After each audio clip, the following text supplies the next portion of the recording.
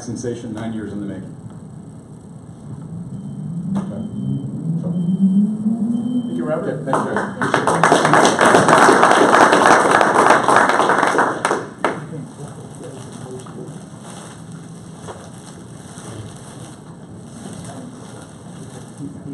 Okay, next up is Neil Sahota.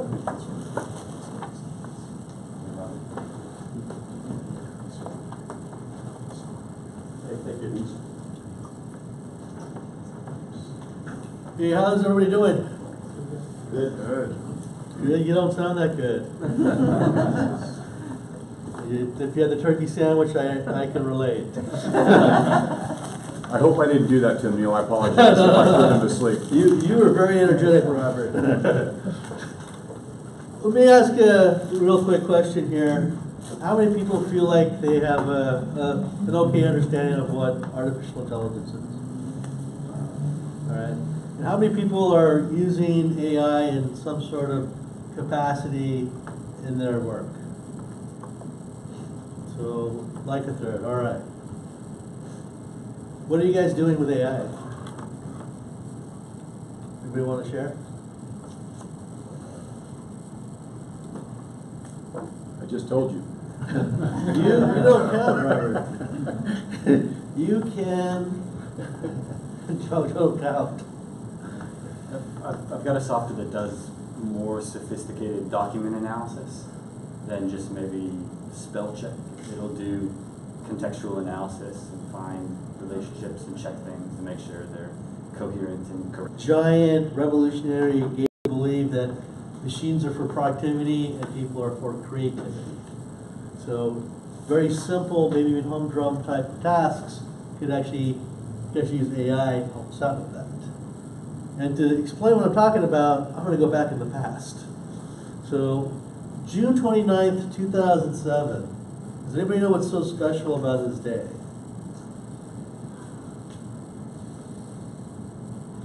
Uber started. No. IBM Watson won Jeopardy. Nope. Good guess. That would be about 4 years away. Any other guesses? iPhone initial release date. Good. You Googled that? I checked it. Honest answer. I like that.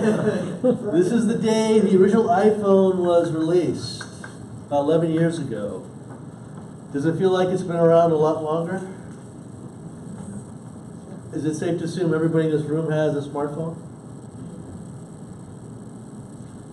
How much has smartphones changed your life personally and professionally? See, a lot of people going like this, a lot, right? Think about all the things you do today that you couldn't do without that mobile device, right? And think about companies like Uber that can't exist without that platform. What's really revolutionary about the smartphones is that it actually propelled this whole concept of an app economy. We don't have to carry flashlights, we don't have to carry compasses, we don't have to carry maps, all these things. There's apps for all these things. And as a result, it was very transformational technology for us. Well, if we think about artificial intelligence and machines as a whole, we're on the same kind of prefaces. So if you go back even further, back to 1965 and Star Trek, we used to imagine a world where we could actually talk with machines, like actually have a conversation. So if you've ever seen the show, they're always like, hey Ship, what's wrong with you? How do we fix you, right? What's that planet? What is this? And it would always answer. Today, our imagination is actually innovation. This isn't science fiction or fantasy anymore. It's actually reality. We can actually do these things. And we have been doing these things for a few years. And to give you a little example of what I'm talking about, I'm going to show you a little video about what machines can do.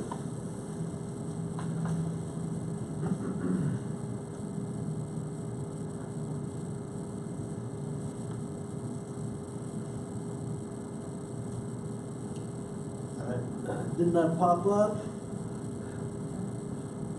1 second.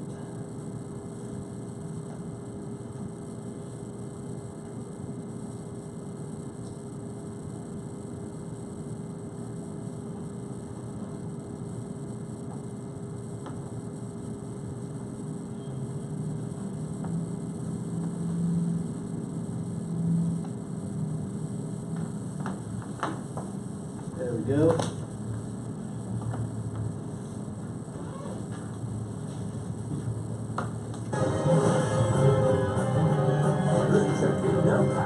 About the sandwich ad, sorry. I would like to offer a different view.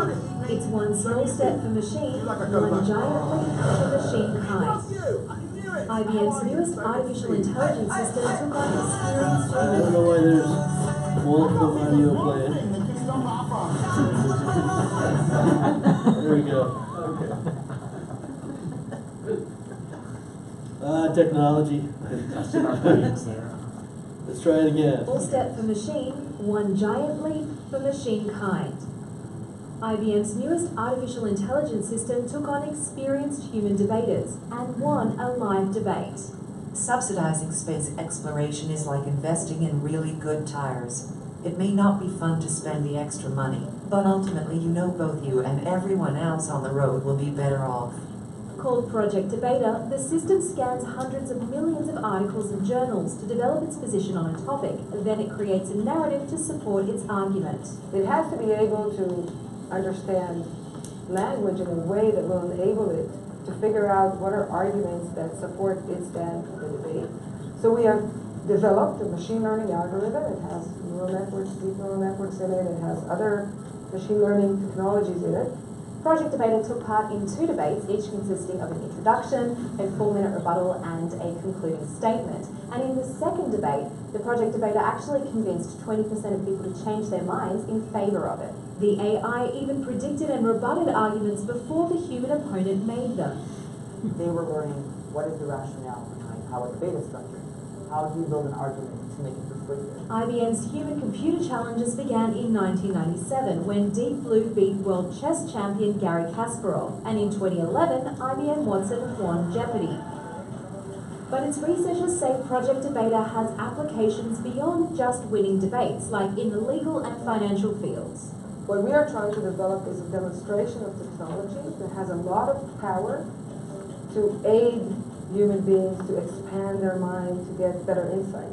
Google is also developing an AI called Duplex that conducts natural conversations on the phone. I'd like to reserve a table for Friday the 3rd. In San Francisco, Lexi Savides, CNET.com for C. What do you guys think about that?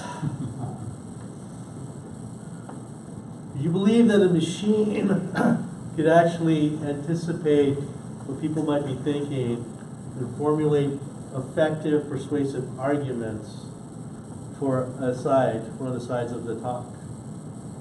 And do it in such a manner that they can actually not just anticipate what the other person might say, but think about some of the emotional responses that would resonate strongly with the audience. That's where we are with AI technology. We thought it was bad when kids learn how to talk back to you. Imagine that machines are able to do that. That's the world we live in. This isn't fantasy anymore. We actually have a whole new set of capabilities in front of us. There's a reason why artificial intelligence is called the 3rd generation of computing. Right? The first generation was a simple calculation. Second generation was programmable execution. There are no steps. There are Anna and Siri and Mix. How many people have like an Alexa? How do you like the Alexa? A couple of thumbs up, a couple of thumbs down. That's pretty normal, right? These aren't actually artificial intelligence solutions. They use machine learning, they use some voice recognition, but at the end of the day, they're still actually just giant search engines, right? If you give them a very specific set of instructions like, hey Alexa, what's the weather? Or Siri, what's the score in the Mariners game? They do a very good job of telling you. But if you're just like, hey Alexa, it's really dark in here, what does Alexa do? It says, okay. Yeah, it doesn't actually do anything, right? If you were to say that to another person, they're probably gonna turn on some lights, right? They don't have that level of understanding. That's what separates what I call real AI from just other pieces. And I'll explain what I mean by real AI in a second. But real AI brings a new power where we don't have to worry about them searching for some answer that we already know. the machine can actually figure out things we don't have answers to, or we don't know. So let's take, for example, dogs. Does anybody recognize what's so special about this dog? It's a seeing eye dog. So Guiding Eyes is a nonprofit. What they do is they look at very young puppies, take some time, they try to figure out which puppies might make good seeing eye dogs. They invest a lot of time in training the dog up, and then they try and find a compatible human that they take to each other, and they have a good service animal. Anyone want to take a guess at what their success rate is?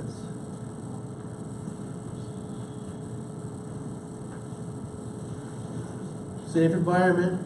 20%. 20%. Low, but not quite. A little bit better, 30%. Lot of effort, a lot of time for a 30% success rate. Unfortunately, this isn't baseball, so that's not a good batting average. Right? And there's a lot of people that need help. So they try to figure out what could they do, and they're wondering, could artificial intelligence help them? Even I was like, I don't know how AI can help dogs. But there's actually a lot of information about dog psychology. And so what they did was they built their own AI solution. They worked with an AI, so the AI would work with the humans, and the AI could look at puppies as young as 7 days old, see how it interacted with other dogs, and determine which of those puppies would make the best seeing eye dogs. Then working with the humans, the AI would help train the dogs, and then using the dog's personality, that's right, the AI would psychoanalyze the dog, as well as the human's personality, do the matchmaking, and put them together. You want to take a guess what their success rate is today? 85%. Well, not quite 85. It's a little over 70% today. All right? Still room for improvement. I mean, and they're doing that, but they more than double their effectiveness. Before I told you this story, how many people would have believed that an AI could train a dog? One person? All right. Right? Or could psychoanalyze a dog. This is the power that's now at our fingertips. And the biggest struggle that we have is we're so used to the old way of computing, we can't unlock the full value that's in front of us with AI. Most people, most organizations, they think of automation. Machines can do it better in terms of less errors, do it faster or cheaper, but we're really only unlocking 20 to 30% of what's possible now. Maybe not so simple. Three components. First is machine learning.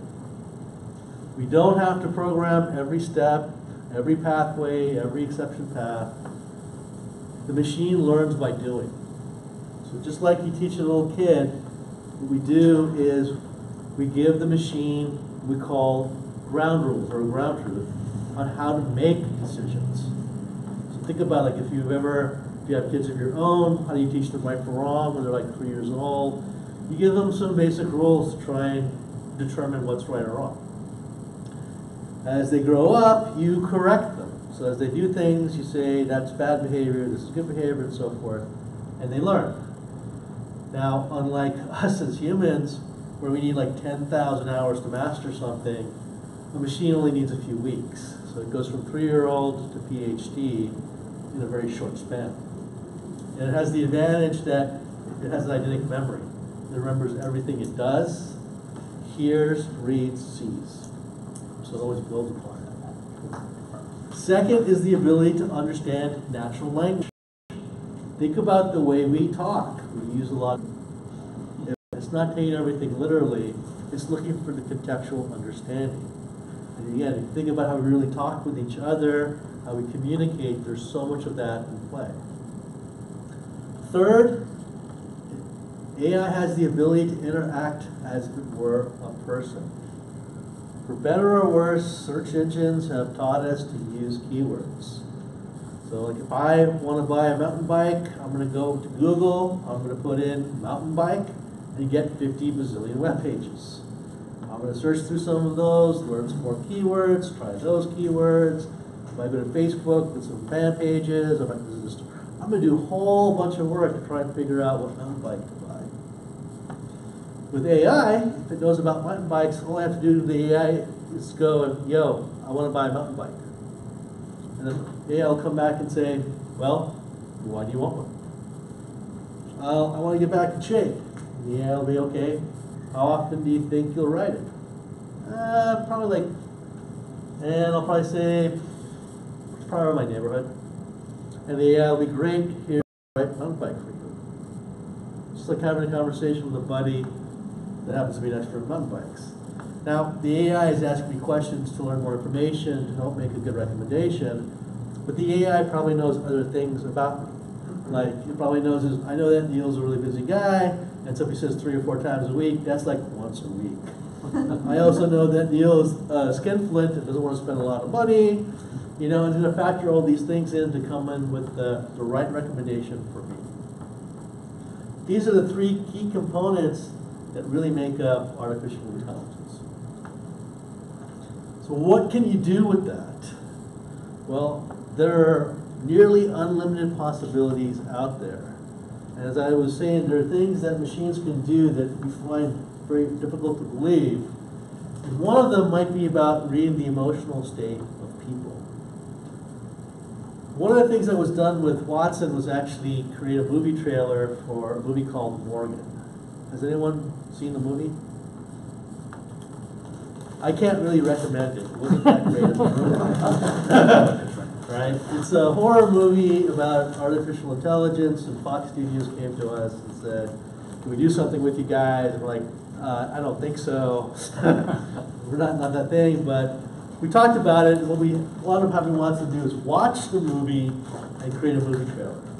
So I'm going to show you a video. The first minute is the trailer Watson created. The other, about 2.5 minutes, shows you how Watson actually did it. So if you want to see how AI works in action, you're going to get a good taste of it.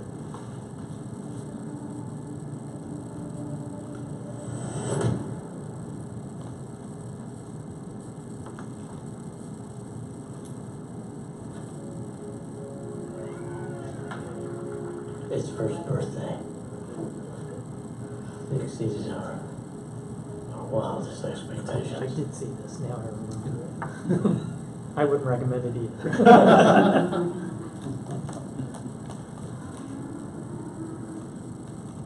Nice to meet you, Lee.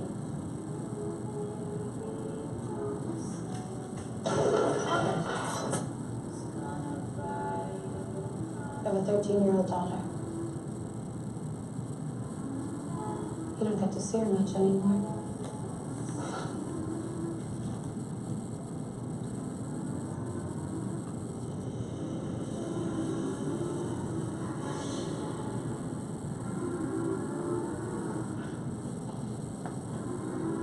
Skip, don't go in there, okay? No, what? Don't you go down there, Skip. Don't be afraid, Amy. I have to go say goodbye to Mother.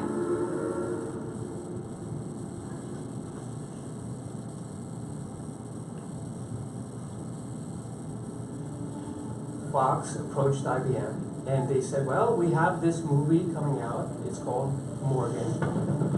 And it's an AI horror thriller.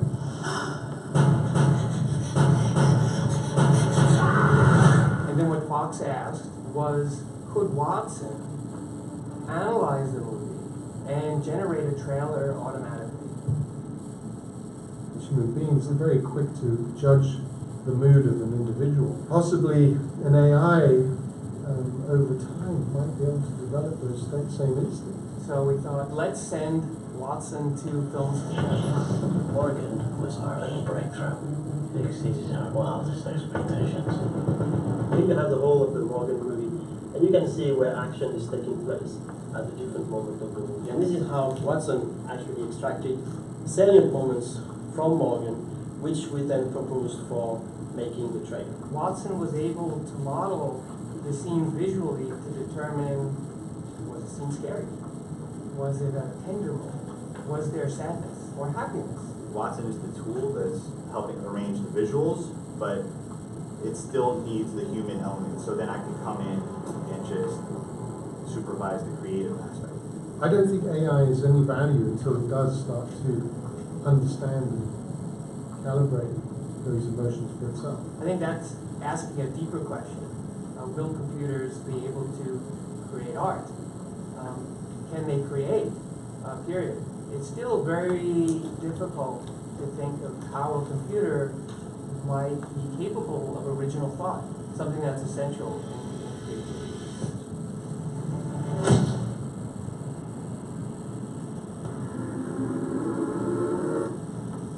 I don't know about original thought, at least not yet.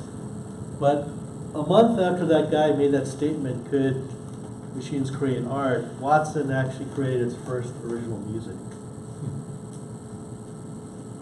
So we're already seeing now, especially if you're in like the fine arts world, they're calling it digital art, where not only are humans using machine tools to create art, but they're actually leveraging machines to actually create the own art.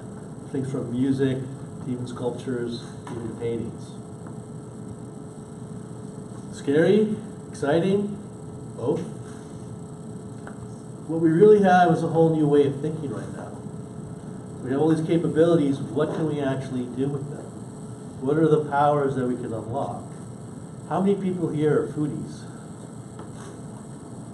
So we got a few in the house, right? We've seen that there's AI out there now that can actually create original recipes, right? Things, ingredient combinations that we haven't thought of in 50,000 years of human history. How can a machine do that, right? Machines don't eat, right? We can't just have them come up with these recipes, cook it, try it, and give it feedback. That's not efficient, it's not scalable. So how do you teach a machine how to cook?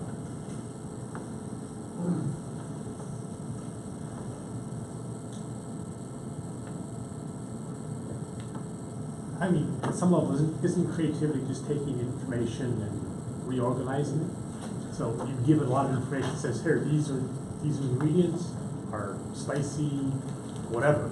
Here's all these content, and then you say, now put spicy together with whatever. So we can do that, but how do we know that ingredient is spicy? At the end of the day, what does it all really boil down to? Well, yeah, chemistry. yes. It's actually all chemistry. We're not savvy enough to teach ourselves cooking through chemistry. I for sure wouldn't be able to look at all the different kind of bonds and figure out what kind of flavors and nutrients would get generated. The machines can. Right? You want to have an AI be able to cook, create original recipes, you teach it chemistry. As a result, you're telling it what chemical combinations create certain flavors, certain nutrients, certain aromas, colors, and so forth. Machines can now put combinations together that we haven't thought of, as well as they don't have the... And the article goes on to talk about how this AI recruiting tool ended up surfacing what it recommended as the top 5 recruits in any pool.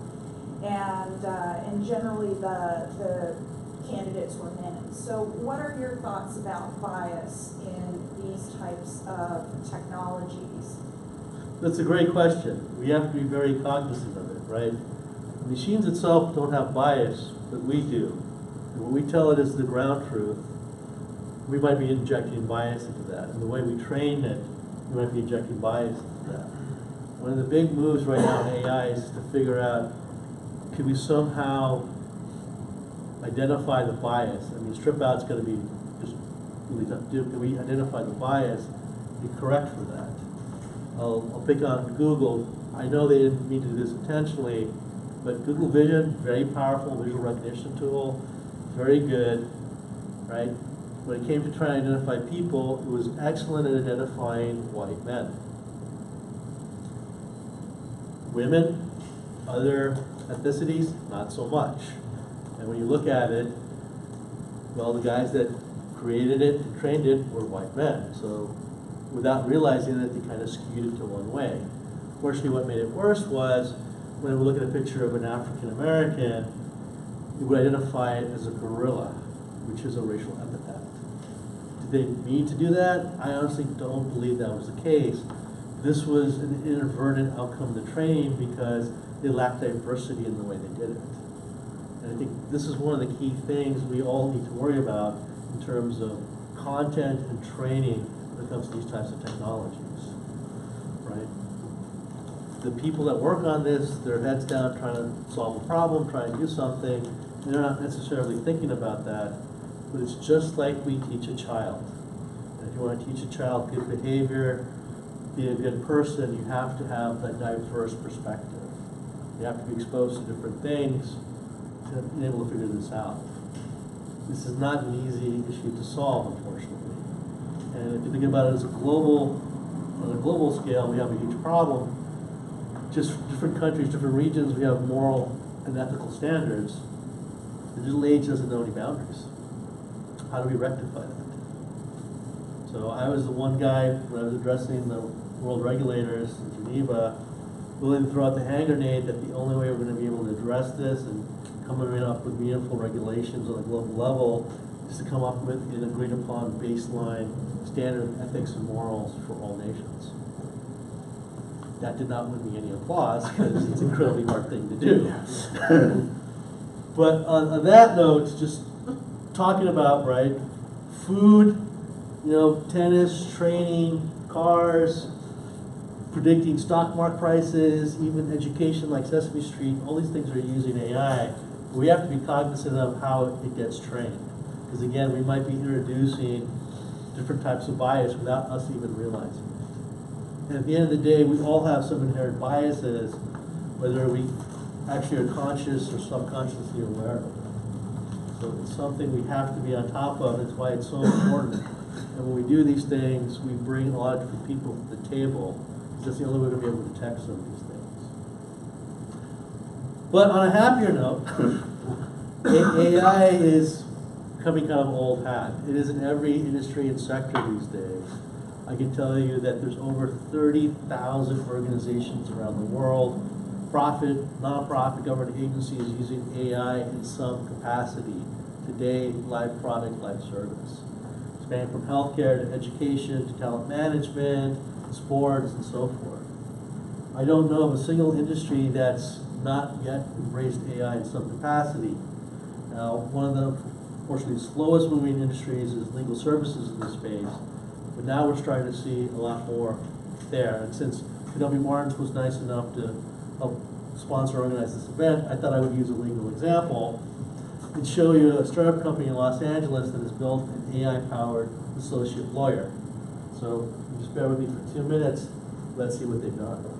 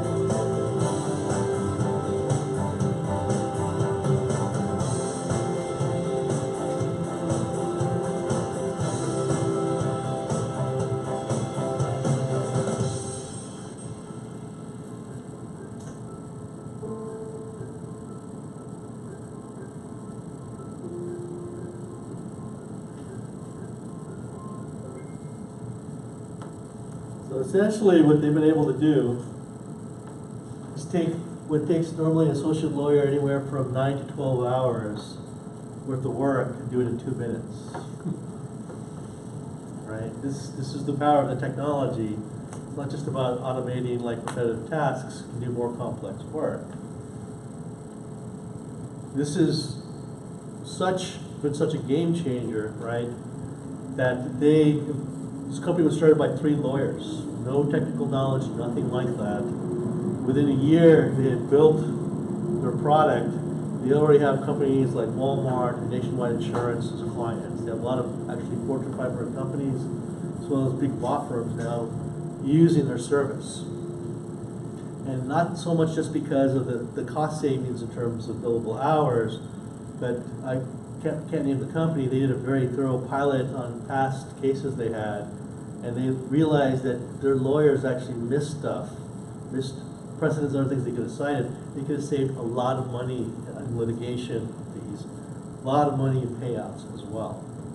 So people always wonder, the first reaction is, well, this is nice, but how could it be better than what a human can do? Well, the proof's in the pudding, as they say. The other thing I will tell you is that this is sparking some interesting talk within law schools now in terms about what's the future of the profession. So there's actually now a couple of deans of major law schools that have seen this, they've talked to these guys, and they've come to the conclusion that what they teach their law students will be obsolete in about 6 to 8 years. And they realize that they need to figure out what are graduates going to do, what are associates going to, lawyers going to do, what skills are going to be needed, and how do they teach to that. It's already obsolete. I won't comment to that, but if you want to see transformation in action. So I'm a big proponent about, a call to action. So I shared a little bit with you. We'll chat more during the panel session. I'm sure you have questions. However, my challenge to you is you grow a little bit. Think about what you can do, right? If people are only unlocking 20-30% of the value out there, what can you do then with other 70-80%? Is there something you can do to help your firm, your company, your community, your family, yourself as a person, or even society as a whole? What can you do? And that's my challenge to you. Thank you.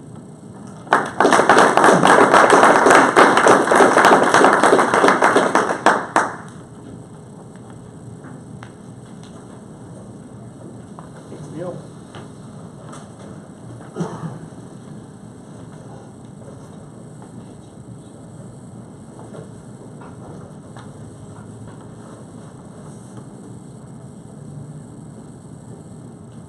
That's a PDF, so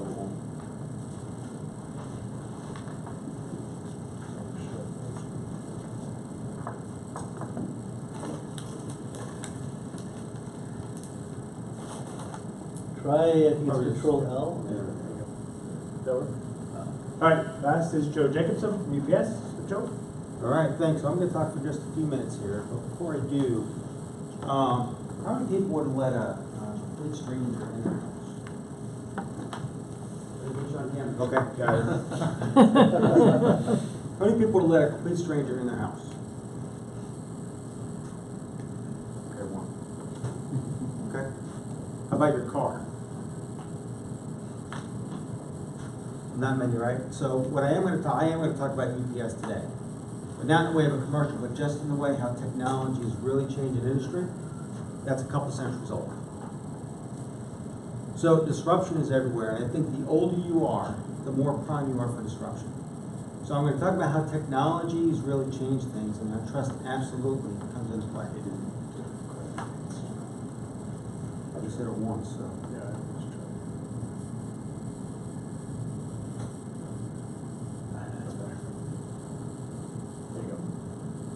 Okay, so we have industry that's a couple hundred years old. We've been in business about 111 years old. But certainly things have changed quite a bit. E-commerce has changed the world and what people expect. And what used to take weeks, probably now takes days. And in some cases hours. In fact, my 20-year-old daughter wonders why things take more than 2 days. Right? Technology has changed. You can order anything from anywhere. Right? Pretty much on the terms that you want. And if you think about how things have changed, and you think about how things will continue to change, right? Think about home-based healthcare. So today, prescriptions get delivered to pretty much anyone that can order them, right? But think about healthcare with an aging population, how that'll change over the next decade, right? There could be services, there could be devices, there could be all things delivered that are completely different. Now, how differently do you need to trust for that experience to be different when you've got someone bringing something to your house that's going to help you from a healthcare perspective? And I think about so someone showed Star Trek before, right? So that technology that was there about just beam me up. Well, today, you can go to your computer, your tablet, your whatever it is, you can order something, and it could appear in your house. Right? Without the technology, it's the same experience that you've got. But how does it happen? So deliveries today are changing in a way where you can order something, you come home and it's in your house. So back to that question from before, how much do you need the trust to allow someone in your house to deliver something? So I think from the consumer side, things are certainly changing a bit. And I just want to talk about some UPS numbers and stats to really just show you how technology can really change an industry that is quite a bit old. So just to go back in time for a little bit. So we started in 1907, and back when we did start, right, we started with motorized bikes, right? I'd say over 100 years ago, a little bit on the cutting edge of technology, right? Then we expanded to a fleet in the 20s. 1929 started in the air business, right? So you think that's 80 years ago, 90 years ago. Certainly a bit different from a technology standpoint. And then in the 30s, we went to electrical vehicles. So it's funny how some things kind of come full circle. Now, everything's almost flown. Everything now, you've got a lot more of that is electric. But when you think about the experience that technology's come forward, things are a lot different today than they were years ago. So let's talk about some numbers, and I want to talk about the application of some of the technologies that we talked about today as it relates to some of this. So from a revenue perspective, $66 billion in revenue, 440,000 employees. During the holidays between Thanksgiving and Christmas, we bring on about 100,000 other people to help us during the holidays. So we're talking about VR as a application for training. How do I train 100,000 people in a matter of 2 or 3 weeks to work for 6 weeks? So VR absolutely is a way that we can do that to help us with what we need to do in our business. And then delivery volume, 5.1 billion packages a year, 20 million a day. During our holidays, that will flex up to about 53, 54 million a day. So certainly technology efficiency, and for us, and for what I'm going to talk about today, is really just about how technology can really drive efficiencies. And we're going to use some of the technologies that we're talking about here, but there are some more basic ones that will help us from an efficiency standpoint. And for us, minutes really mean millions, and I'll talk about that. So track and request. How many people have ordered something and wondered where it is, right? Probably several. But 142 million requests that we handle per day. During the holidays, it jumps up to about 275 million. So think about some of the AI technologies we talked about that just allow someone to know before even checking, because they know that person's going to check. And then you talk about operating facilities. So robotics, AI, other things. 1,800 facilities, tremendous amount of opportunity for us to improve efficiency and really look at what we do. And then delivery fleet, over 100,000 vehicles that we put out every day. So when it comes to training our drivers, right, we dispatch more than 100,000 a day. VR is a very good application for us to train those drivers in a quicker way from a safety perspective. Right? You've got people, you've got dogs, you've got all kinds of things out there. People are distracted constantly, right? We need to prepare our drivers to avoid those distractions. And VR is a great way for us to do that as well. And then route optimizations. Right? How many people use Waze, Google Apps, right? Amazing technology, right? So what we do every day is once our drivers come in, on average they deliver about 180 packages. If you're going to run 180 errands in a day, how many combinations do you think you can do for 180 errands? So if you do the math, right, those numbers barely fit on a page. But we optimize those routes every day, 2 billion times a year, to make our drivers more efficient and do it without making left turns. Our drivers only make right turns, right? Because it reduces idle time, and idle time to us is minutes. And we've done a couple planes as well, so fun stuff. So, consumer expectations. So today, e-commerce has changed dramatically. And really, the terms of the consumer and all of us is very simple. Give me what I want, when I want it, and on my own terms. And e-commerce has really changed dramatically. So over $2 billion, over $2 trillion, I'm sorry, in terms of industry, and that's going to double in the next 3 years. So you think about the application of that, and 95% of the consumers are outside of the U.S. You've got emerging markets that are growing with 2/3 of the population, 2/3 of the buying power, outside the US. So e-commerce has really changed the industry and technology that before is certainly a lot different. So from a technology standpoint, we spend about $1 billion a year, and we really focus on a couple different things. And that's efficiency and on customer experience. And if you think about the way you order things today, could be through your cell phone, your tablet, your computer, but about 13% of sales that are done today are done through a device. So 87%, the lion's share of sales is still done through brick and mortar stores, but this percentage continues to grow. So technology changing operational efficiency. So we put out 100,000 vehicles a day, right? We try to reduce miles in our network. Those route optimizations, for every mile that we cut off in our network is $50 million. So since we've deployed our optimization systems, we've probably cut about 7 miles off. So that's just the savings in the way of reduction for optimization. That doesn't include the green effect of that, the fuel reductions, everything else. If we could save a minute, it's worth about $15 million. And before I talked about saving left turns because of idle time, right? Making right turns and reducing idle time saves us about $515,000. So tremendous opportunities for technology. And again, this is really an application to how it's changed in industry. That's a couple centuries old. So let's talk about last mile delivery, which is something that really hasn't changed much, probably since we've been around 100 years, right? And you look at the way that's changing, and we're trying to make it easier and convenient. People hate to wait, so we are doing things that reduce that wait time for people. So lockers is one way to do it. Your package will get delivered to a locker, right? Trying to make it more convenient for consumers. Security. So people today are going to have to almost choose between the security of their package or security of their home. So about 2 years ago, there were about 11 million packages stolen off of the porch or stairs of a person. It's pretty big, right? So you can choose between the security of that package or allowing someone in your house, protect your house, right? So certainly you talk about trust and technology. Technology's added a lot of complexities, but it's added a lot of convenience. And now, how much convenience do you want and how much are you willing to trust?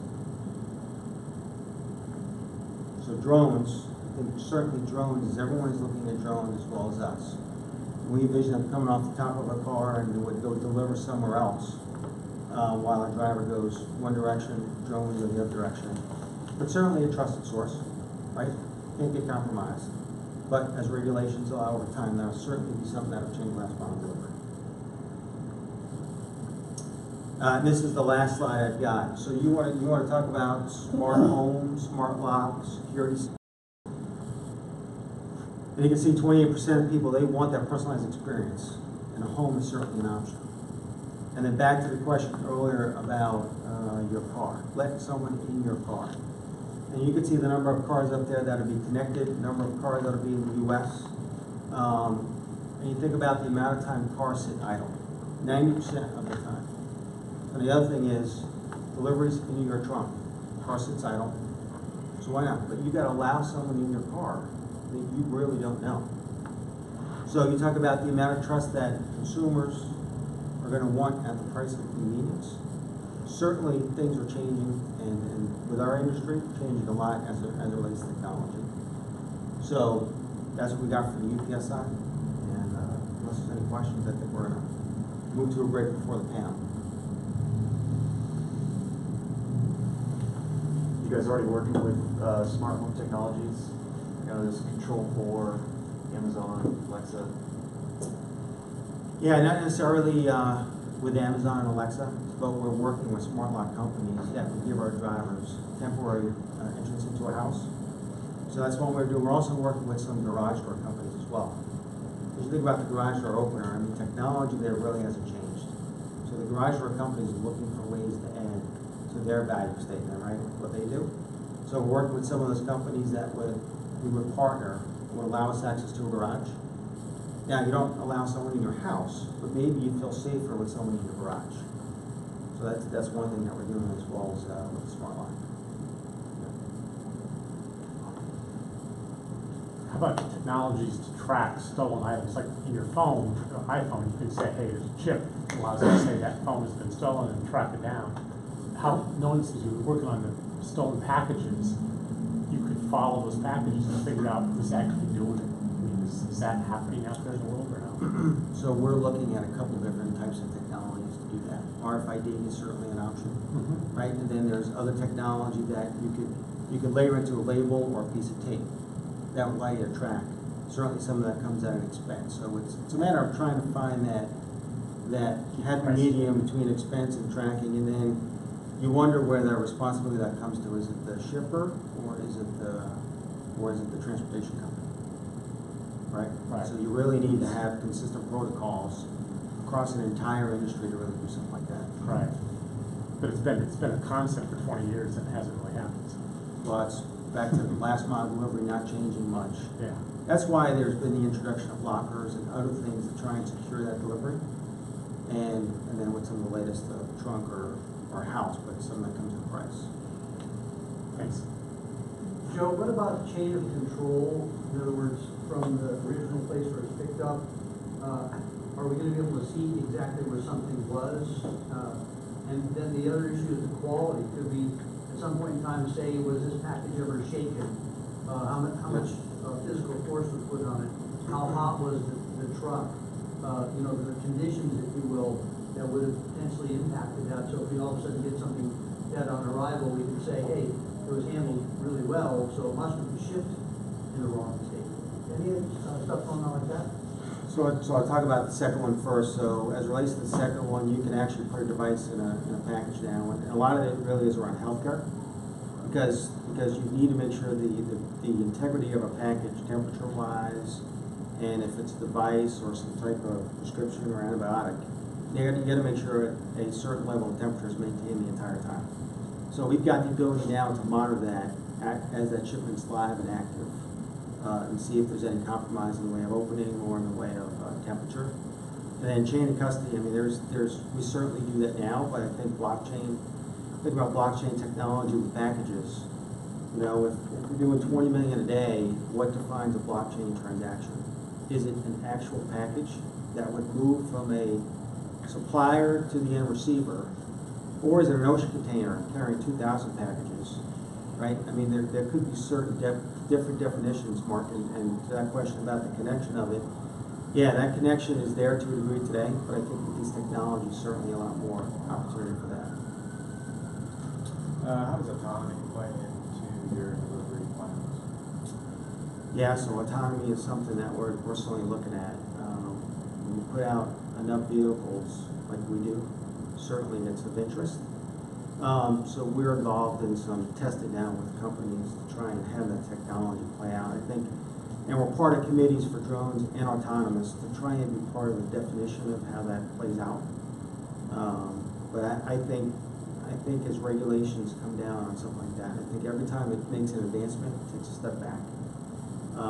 I think that is just a matter of time, and I think it'll be well before drones.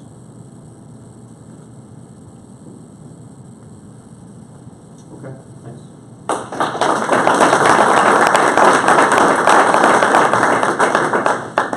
Okay, we're going to take a quick 5-minute break, and then we're going to finish up with our panel discussion. Before we break, though, I wanted to acknowledge, especially to Joe UPS and Joe Jacobson for also supporting this event, Conoco Minolta, Steve Rohr for helping with the programs, Techstars and Startup Week, Michael Elliott helped promote this, and we're certainly grateful for that. Washington Tech Industry Association, Nick Ellingson, and last and certainly not least, to Mark Cofano and Oviture for helping us facilitate this program. So bathroom's right there, code is 7780. We will start again at 2:15, and then we'll wrap up with our panel discussion.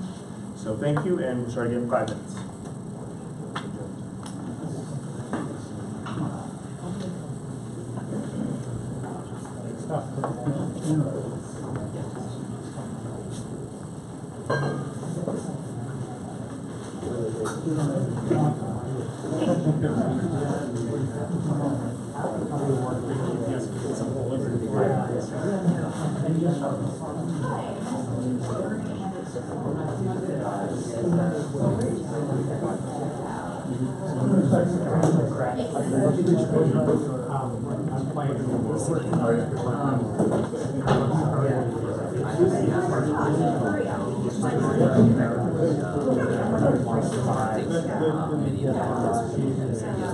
No, Gary Young. Gary was director of strategic. I met him 3 years ago. And he said, we have all kinds of stuff that we play with.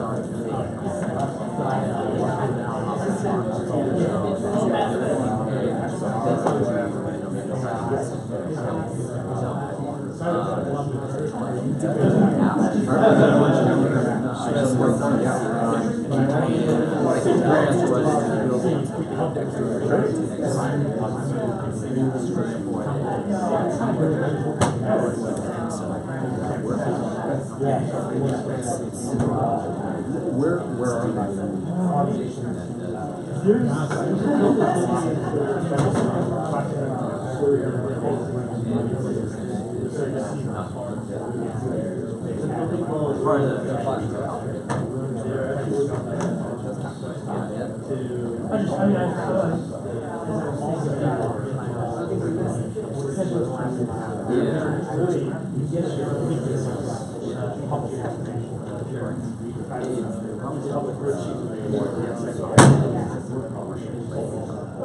Oh, yeah.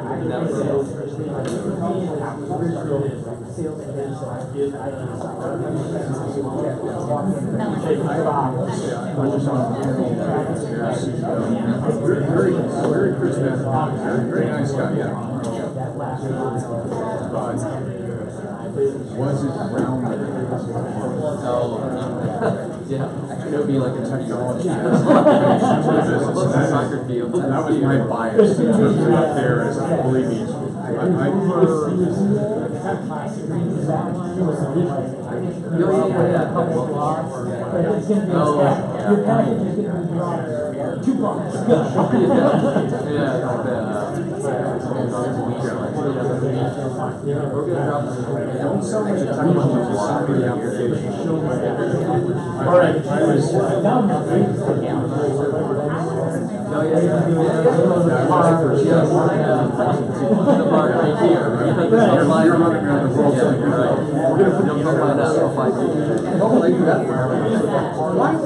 And this is the funny part. I have Netscape on my PC. Why would I drive? Yeah.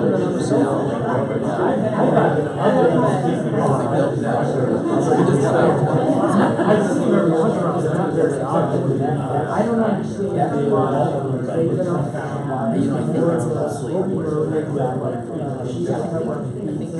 Well, as we said, devices like this are great at low frequency, high duration uses.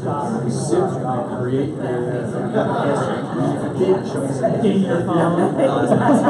I make a choice of going I spent 27 years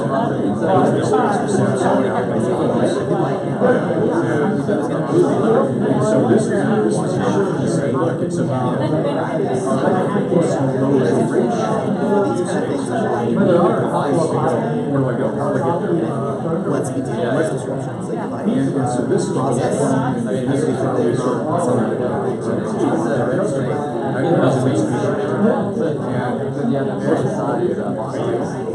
yeah, but I have this thing called EA.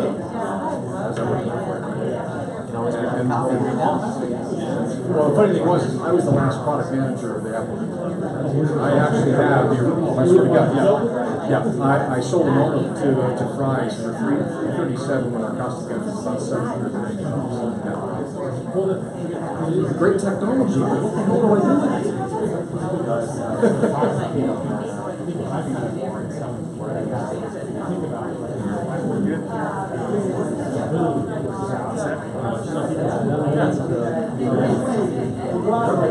Quick steps of information, make a decision, call somebody, take it out. It's crazy.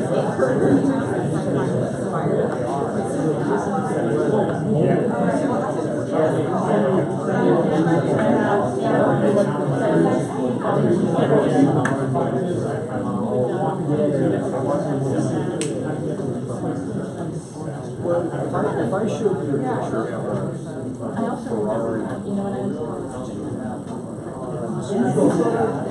you put it in front of two people, one person would say, oh, that's Chevy convertible, that's cool. Another person Should we go ahead and get started? It's a Ferrari, California Spider. Both answers are not wrong. But what the vehicle is absolutely valid. Ferrari built that car, there are massive amounts of data. The question is, how do you interpret that? How do you understand its contextual situation? And you either look at that and go, I'm taking into my eyes and going to my thoughts and doing this, or do I go, hold something up? Yes. And that frictionless experience is what Good. So with the remaining 45 minutes, I thought we could, panel style, go over some questions. And certainly, I know as we cycle through all of the speakers, a few of you probably were reserving some questions for them. This will be a great opportunity to do so, but I'll maybe start with a few questions of our own and see where conversations take us. Just to open up, we've heard so much about AI, blockchain, virtual reality, augmented reality, the shipping logistics. What, and as we said at the very beginning, we're trying to go across a number of industries. So I'll start with the basic question. What are the attributes or characteristics of an industry that make incorporating each of your respective technologies beneficial? What are you looking for? When should companies be looking to implement a blockchain or an AR, AI, or some of the more advanced logistics information? And I'm going to ask the converse, if you want, at the same time, is when is simply that not necessary? It's great to say about a blockchain, but when it, like you said, sometimes the database is the basic of what you need. So why don't we just start with that? I think at the risk of being repetitive, during my presentation, you talked a little bit about what attributes made for a good blockchain use case and which didn't. And so again, I don't want to be too repetitive, but the idea of what makes a good blockchain use case is an ecosystem, not a company, where there are multiple parties that may or may not be fully trusted, where transparency and accuracy is a high stake, and where there's a high cost associated with mistrust. On the converse is, again, where you don't need to use a blockchain is for your own private entity. Doesn't make sense, in my opinion. If you're looking for fast throughput, if you're looking for confidentiality, those types of things don't lend themselves to a blockchain. Well, I think I espoused a lot of what I thought in my session, but I think it gets back to the first thing is, do you understand, again, what the technology itself is? AR is about digital content on top of the physical world. So if you understand that basis, okay, what does that mean to my business? So in many cases, the biggest challenge of, I think, of businesses adopting the technology is, what is my use case? What do I think that the usefulness of putting digital on top of physical, what does it mean to my business? Typically, it's a discipline based. So marketing, obviously, is the first place where companies look across and go, is there a better way to transfer the information about the value proposition of my product or my location or my service to customers and do it in a way where I can rinse and repeat that very quickly? So is that an interesting use case? Well, that's sort of an argument that every business has. The other aspect is there a way to transfer information from the company to educate my workers? In a particular use case, Nokia is one of our customers, and they said, robotic manufacturing is great because I can convert line 1 to line 3 by changing the code. But I can't convert a line 1 worker to a line 3 worker unless I retrain them. So is there a way to take the information, the digital, and maybe through a set of glasses, put that on top of the business and convert a line 1 worker to a line 3 worker by actually changing what they see and stepping them through? So use cases in terms of these technologies, as we found, we have to educate our customers at great frustration sometimes to show them how this is an effect to their business. But I also think that's an opportunity where we're able to sort of build a relationship and have them discover where the technology goes. So use case scenarios and the ROI from that. Is there an efficiency, is there an effectiveness or a takeaway? Is typically where we see a lot of AR companies analyzing what we do. So.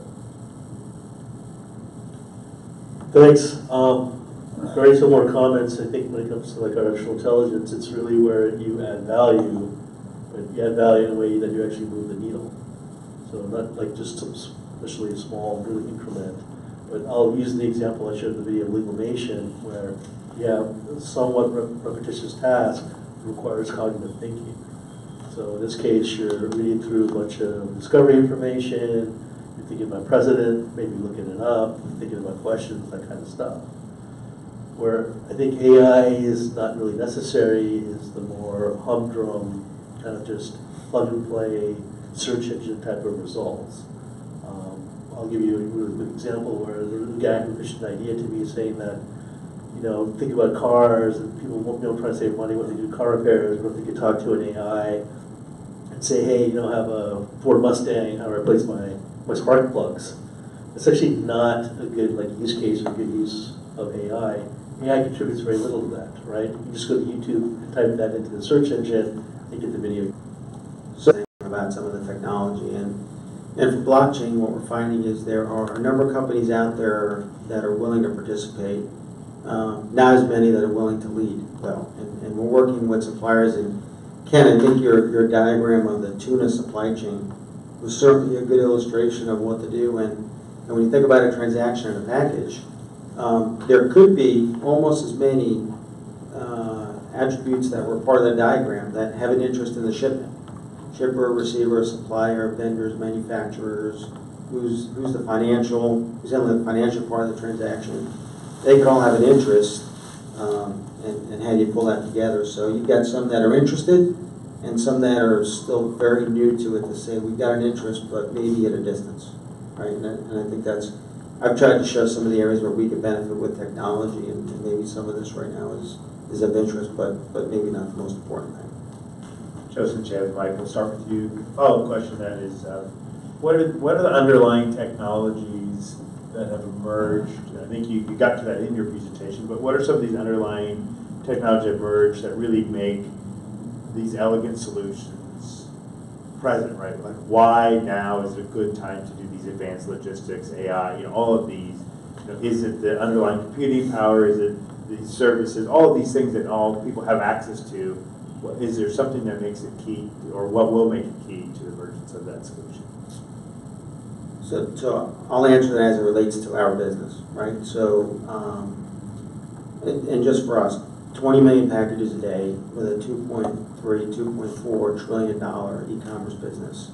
That will double over the next 3 years, right? So you think about the congestion on roads, you think about everything that comes with part of that. Certainly, the interest for us is in the way of operational efficiency, right? We're trying to be more efficient, not put as many vehicles on the road. And when you live in a world where you're 3.5% to 4% unemployment, right? It's going to be tough to pull people from the world that we live in today to really work in an environment where that, for us alone, let's just assume that doubles over the next 3 years to 40 million packages a day, and then 100 million about being more consumers. I'll talk about it in terms of people, process, and technology. I think process and technology-wise, we now actually have we actually have the computing power to do things with AI. We have the ability to get content or information in vast amounts that I think is critical if you actually use AI. But I think the people side is actually more important. Until about 2 years ago, fear and concern really seemed to rule the way people were thinking. That was a major inhibitor to what you could do with AI or even approach talking about it. And we kind of reached an inflection point 2 years ago where it looks like the understanding and awareness has kind of reached that inflection point where there's still some of that fear and concern, but they get now that there's real value that can be added. There can be things that can be done in terms of even saving lives and social good. That now people are more actively thinking about, okay, what is this, but more importantly, what can I do with it? And it's that mode of thought that I think is now really starting to fuel a a lot of the things we're seeing with AI in the market, where people are trying to come up with solutions with products and services. For us, people has become the key driver to AI adoption. Do you want to have us all answer specifically, or do you want to jump into the question? Sure, cool. I think in terms of AR too, AI by itself needs other technologies to make it relevant there. And again, I think it's important that the industry of each of these technologies does a responsible thing and not selling you the shiny object, but explaining the shiny object and its application and use cases across multiple verticals. And I think that's what we're trying to do today, is to show you everything must be use case driven, because how many technologies have we got in the marketplace in our previous lives that they espouse to do all these things, but nobody ever used them. I was just talking earlier, I was the last product manager on a product called the Apple Newton, which was a PDA where people go, wow, look at the pen, it does this for the electronic ink, and you go, wow, I paid $900 for that. What do I do with it? So we sold out the remaining inventory at $397, where our cost of goods was about $900. That's a super business model. But the point is that the technology itself didn't have a practical understanding and application to the use case scenarios that people said, I want it. But a product came along behind that and did a better job at execution, called the pilot. So when you think about that stuff, it's not technology for technology's sake, it's an application enforced by the technology that creates the marketplace. Pioneers. Leading edge. I think in terms of blockchain, the most important technological advances have been Ethereum, which is a blockchain protocol that supports, among other things, smart contracts, which we didn't go into during the presentation today, but enables a full computer distributed on a blockchain rather than simply a binary transaction type of environment. And with that, I would say also some more efficient and effective protocols for consensus. The one to watch is the delegated proof of stake, which is much more efficient and allows stronger throughput than proof of work. Proof of work is a failure in terms of high throughput and high volume. So we have to find a better consensus mechanism, and there are plenty out there that are being experimented with now. Okay. I read an article recently where it advised that companies should consider, in addition to selling widgets or making services, always consider their role in the future as data factories.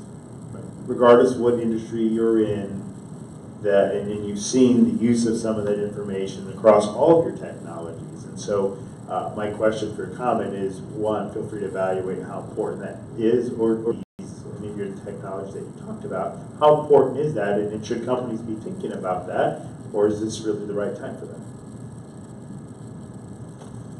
I'll take it. So before I mentioned that we have over 100,000 vehicles a day on the road. So every one of our vehicles have about 250 sensors in those vehicles. So they could monitor pretty much everything the driver does. So if you think about the amount of information they can pick up and store, it really allows for kind of that future concept of a smart city. Right? So I guess in the simplest example, if you were a trash company, right, do you need to go and stop at every house because there may not be something in there, right? So I think collecting the information and using it is a way that we're now working with other companies to try and figure out the best way to either monetize or use that information for more efficient purposes, not just for us as a company, but for societies as a whole. And once you go down that road, then you get into all kinds of discussions around who owns the data, right? Which adds a lot of complexity to it, but that's one way that we're trying to use the information that we collect to try and help.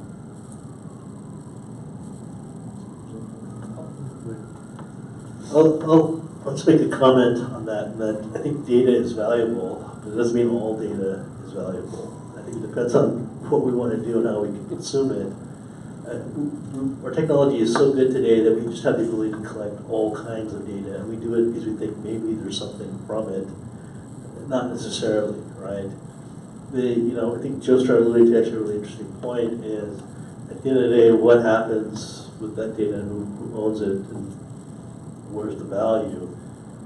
One of the modes of thought is, in the future, depending how jobs, the future of work transforms, does our most valuable assets people become our data? It really does get collected from the stuff in the future, I don't know. But it's now to finding new treatments, better ways of diagnosing, even trying to find cures, because everybody thinks their data is so valuable that they don't share. And what we've seen now is that different organizations are creating the exact same clinical trials, same failed type of pharmaceuticals, so we're actually wasting resources, people's time and money because of that. So I think there's going to have to be some sort of balance in the future, and if we are all data factories and people are going to collect it, what's the... I think an interesting viewpoint of one of our customers who happens to be a very large retailer. We sat in a meeting with them and they said, we know more about our customers than any other retailer in the world. We know what they do, we know where they go, we know everything about them. And we asked a question and we said, now, is obviously that data valuable? And, well, of course, that's a stupid question. And we said, well, what do you use the data for? And they said, well, we use it to plan the store and buy the products and merchandise and everything. And I said, so is the data collected post-mortem or is it collected in process? And they said, what do you mean? And I said, well, you're collecting all the data after it happens, something happens, right? And they said, yes. And they said, well, we said, well, why aren't you using the data when somebody's doing something to actually influence their behavior or get them what they want? So data is good, but to your point, not all data is good. Much of it's bad. I don't need more data. I need more relevant data. So a lot of the conversations, especially with AI and AR that we're having today, is about how do you take data that is personal to the individual and create relevancy around that, because at the end of the day, that shifts people's brand affinity to whether it's a retailer or a product or a location or a situation, because now it's, I don't need more stuff. I need more stuff for me, which means I need less stuff. So although we can collect more and more data and get more and more access, we may not need to collect it, we may just need to access it at that time. So the data and the connections between the data needs to be intelligent. And that helps shape, sort of shift these experiences that people want. So. Just real briefly, the collection and conservation and putting the ledger, transaction ledger is actually supposed to be shared and appended by a large group of stakeholders. One question I have, it really came up in the context of all your presentations, is when a company is developing technology, how do we account for trust or verification as part of that product development? I'll use examples. If I have the digital assistant that's the virtual red vest and they say, you don't really want the blue can chicken soup, you really should go with the red can chicken soup because that's what you were really looking for. How do I know that that doesn't exist, right? Or I think you had brought up the bias for the picture recognition, or letting people into your home, or trusting that the tuna is come from the right thing. So how does a company incorporate trust into their and when there is a need to verify, what's that verification mechanism? Wow. I guess I started in two areas. One is, if we look at retailing just as an example, there is sort of aggregated data, which is the product information of every vendor who provides the pictures and the product descriptions inside of the retailer.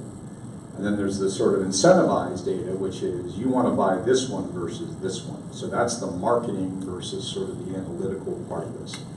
And I think that's always a trade-off in terms of the discipline of the company, and to say, are we a place where you just go pick what you want and at your own accord? Or do you shop with us because you have a relationship in the way in which we sell and merchandise and support our products? And I think that's I don't know that there's a real good answer for that, other than companies are looking for more effective and efficient ways to use information in sort of clinical as well as incentivized to create better relationships that drive commerce and sort of throughput and monetization from the data. But I don't know that I have a great answer other than an explanation of what people are discussing and trying to figure out. How does AI make that more efficient?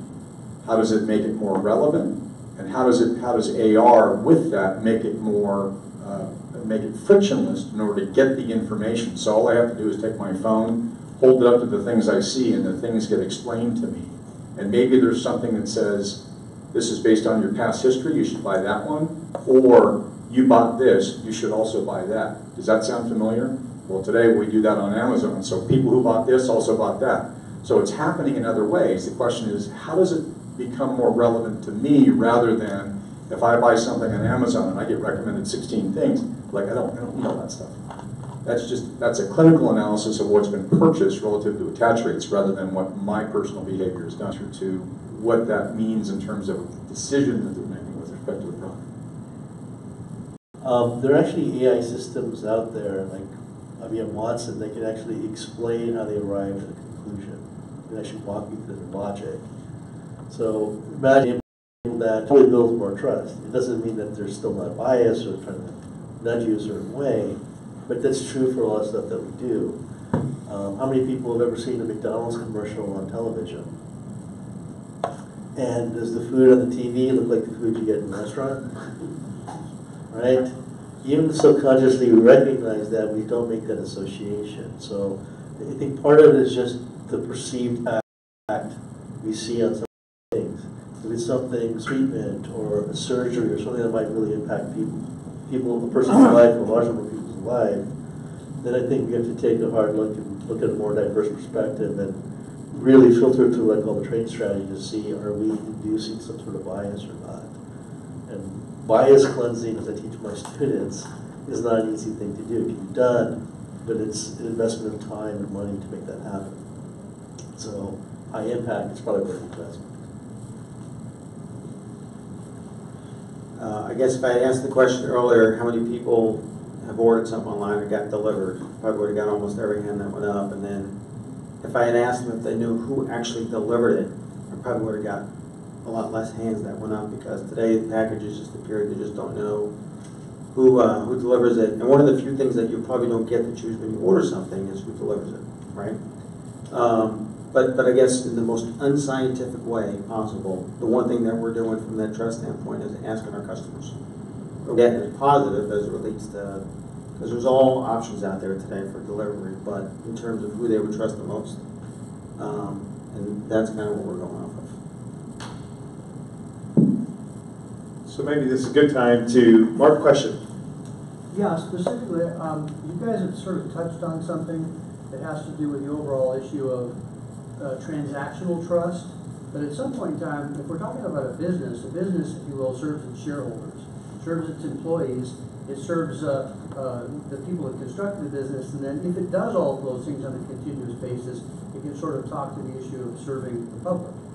So to the extent that we're talking about all these different kinds of systems, how do we move from transactional trust to relationship trust? So as an example, if someone says, what's the best can of soup to buy? Well, if the answer is the ones that are in this store, that's transactional trust, right? So I can decide on the red can versus the blue can. But if the answer is across the street, there's an even better can of soup, and it's not in the store, that's a relationship trust, right? So now we're starting to get into a circumstance where we have to define this concept of that smarter voice. You have this device, you hold it in your hand, and Robert, I loved your analogy. Now I'm holding my device, which I trust. But the question is, who owns the smarts? Do I have an on-device AI that is really mine, that I bought and I programmed and I trust it because it is equal to me? Or do I have a borrowed AI that happens to come from FANG, Facebook, Apple, Netflix, what's the other one that you Google? So my point is that talk a little bit about how we actually move from transactional trust to relationship trust. And who's going to own that? And how does the human being actually start to say, well, they told me the best answer, but is that the best answer they can give me? Are we in a circumstance where potentially if I got two phones, I got one phone that's telling me one thing, and another phone that's telling me another, how am I gonna decide? You wanna go? Sure. I'll talk slowly so you guys have time to think. It's an interesting question. I think some of it is unfortunately pre-built into us, right? Some people have a very strong opinion about Apple versus Google or Samsung, and because we like their products, we transfer that trust over. But I think it's actually becoming less of an issue. So for the younger generations, probably younger millennials, and particularly Generation Z, who are people actually basically 24 or younger, they don't even consider these things, right? They've grown up in a world of mobile devices that it's already like they're a friend. They already have a relationship. I don't think it's a question about the relationship trust anymore. In some cases, and I've actually seen this with my own students, they trust their device more than they trust their friend, even their parents sometimes.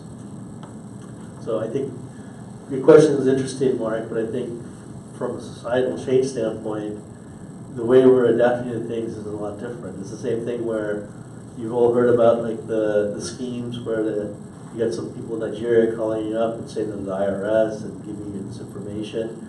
The most susceptible group for that are the millennials and Generation Z, because they're just so used to sharing information, right? And so I think what you're going to see is it's not going to be so much just that relationship, but the rise of influencer marketing that's going to play a big role over here, right? I'm going to buy something because somebody I know or somebody I like endorses it, right? I know they're endorsing it. Kim Kardashian, lover or hater, is a big influencer marketing. She gets $100,000 on Instagram and $10,000 a tweet, because brands know if she says something, people are going to go out and buy it. I'm with you, but what if that's not a real person? What that show? Well, she's not. I think Robert's spot on there, but at the end of the day, does it really matter, right? You talk about relationships and the connections you have on Instagram or Facebook or even LinkedIn. How many of those people do you actually know, right? I think unfortunately what we're trending as a society is it doesn't really matter if it's a real person or not. It's the persona or the image that we really do or adopt their endorsements as a result. So it kind of flipped your question around, but I think that's actually the trend.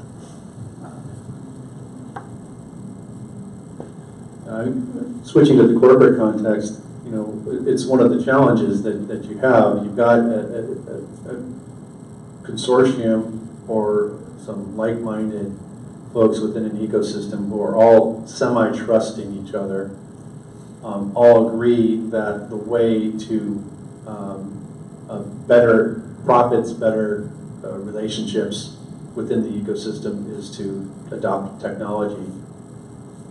But until you get a trusted means of interacting with each other on that new technology, you can't even start.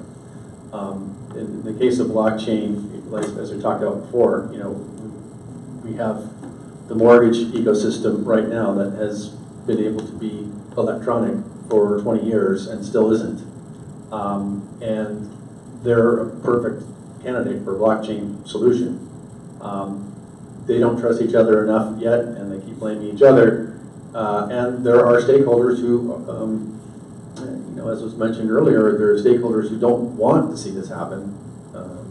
Warehouse lenders being one of them, because their industry goes away. They don't have the day or two to hold the funds between the closing and close of escrow. So that trust happens off-chain, Mark, and I think that is that's the key to almost every successful implementation. I'm going to throw a piece of lumber in the bicycle wheel of life here a little bit. I don't know that you'll ever separate that per se. And the reason why I say that is I think we all have relationships with brands. Whether the person is a brand, whether a product is a brand, whether a location is a brand, where you vacation, what the relationships that you have. I do business, and this is not a plug, because he's trying to get them as my customer, but I do business with UPS because they do a better job than anybody else. But the moment that they don't, my brand loyalty shifts. We have so many choices that the relationship we have with a brand is not just based on the name, it's based upon many other variables. And as long as it's serving my needs, I'll continue to provide my loyalty and build that brand affinity for them. And so I think in some cases that brands will adopt technologies, and again, all of our technologies up here are not something the consumer would ever go, you know, I'm using that because it's got AR or AI or blockchain or anything else. They're saying, I have a relationship with them because when I ship a package or I do something specifically, that they do it better. And they've implemented the technologies that better serve the needs of their customers. And so I think ultimately it's always going to be around brands. We're often asked the question, well, great technology, does that mean I have to download an app? Yes, you do. Every app on your phone today, or every function on your phone today is an app, including the phone function. So you will have a relationship with an app going forward. There are technologies that will be embedded, but then it becomes a relationship with the device, which technically has that technology embedded in it. So you're still having a relationship with a brand at the device level, at the app level, or both, and you use what works. I think that's just the human condition that exists, and we have an expectation, and we will give our business to people. Is there a universal technology that nobody governs? I'm not so sure. But as long as I have a relationship today with the things that serve me and serve me well, I'll continue to give you my business, whether it's a phone, an app, a house, an Uber, a flight, a hotel, or a relationship with a technology company. I think that's the reality of the human condition in business, if I can say it that way. Question? Can I just respond to that? 'Cause I like what you're saying. I think we do believe in certain brands, and I've been envisioning, is there a way for us through one of these technologies or all of them to put a stop to advertising that isn't from those brands that I don't trust? So I've got my 10 or 15 or 20 brands that maybe I've downloaded apps on my phone. I can stop them. I can not download their app. How do I stop them from advertising to me? Because I know they want to advertise to me because they want to convince me to switch brands, but I'm like, I'm trusting those brands. Leave me alone. You know, so maybe I'm not the typical consumer, maybe I am, but I feel like this whole consumer game has gotten so everybody's thinking about what's right for the companies, and nobody's thinking about what's right for us as the consumers.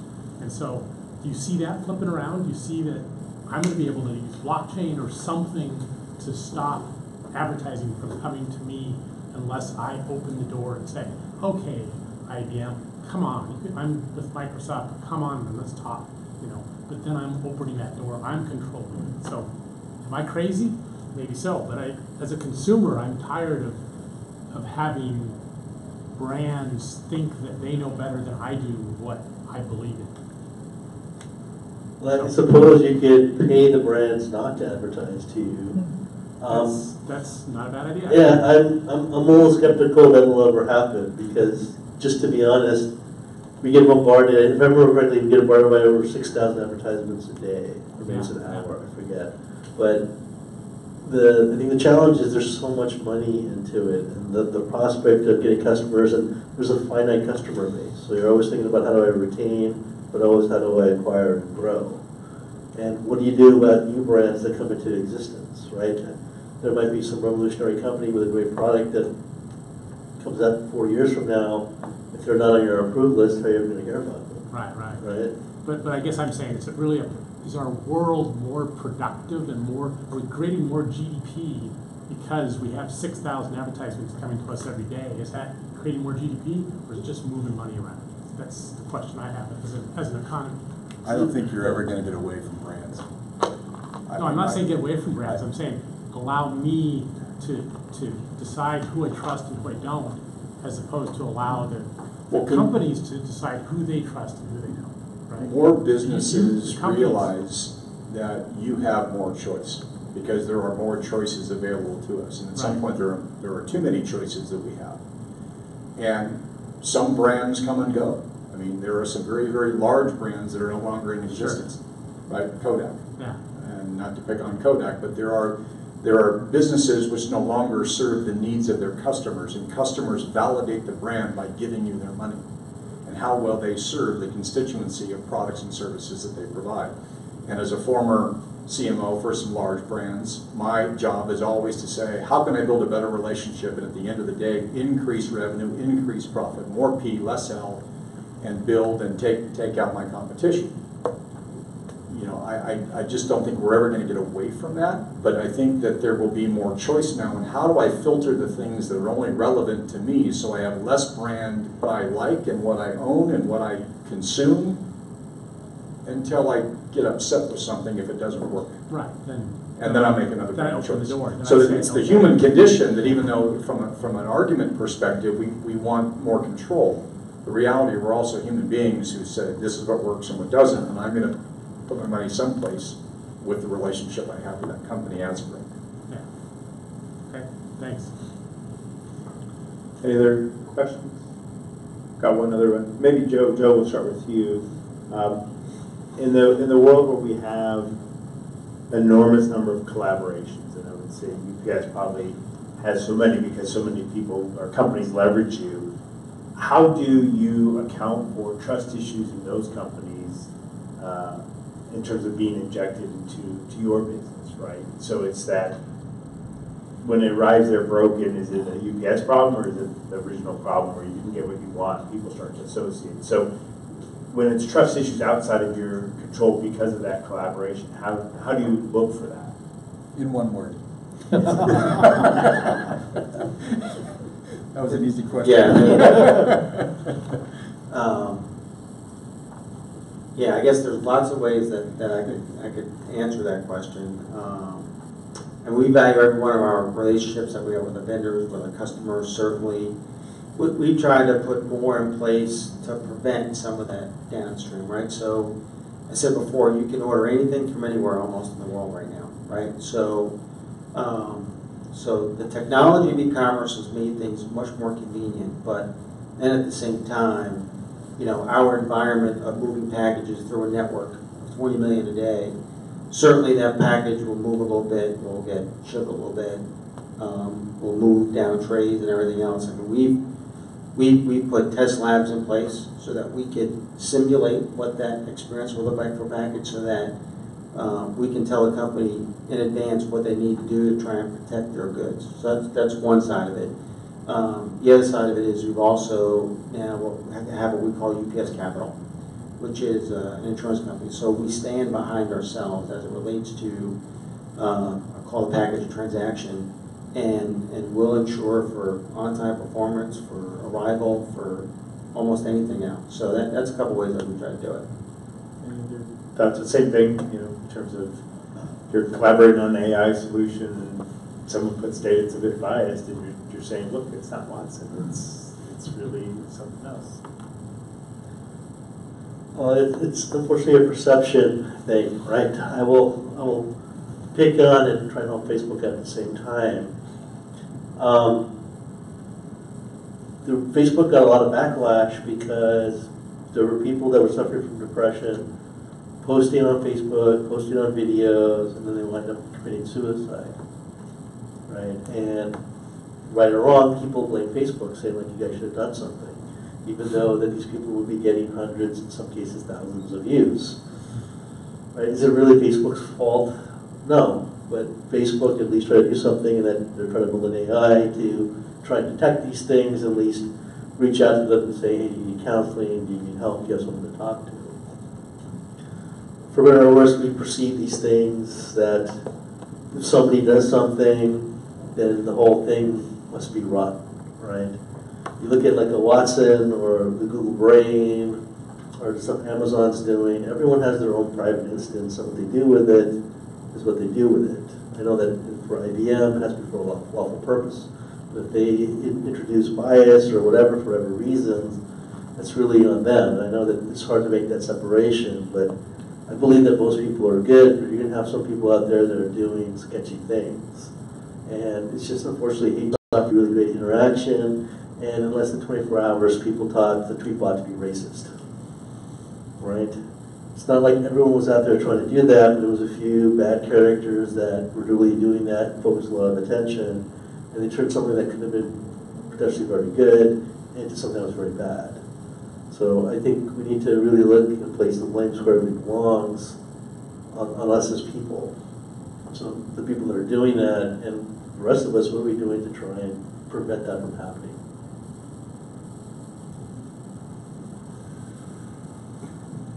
At its core, blockchain, or at least the Bitcoin blockchain, presumes everyone's evil and self-serving.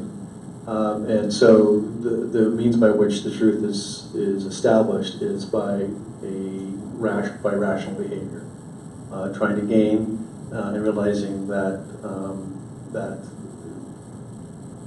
being dishonest in trying to get your gains is actually more expensive than it's worth.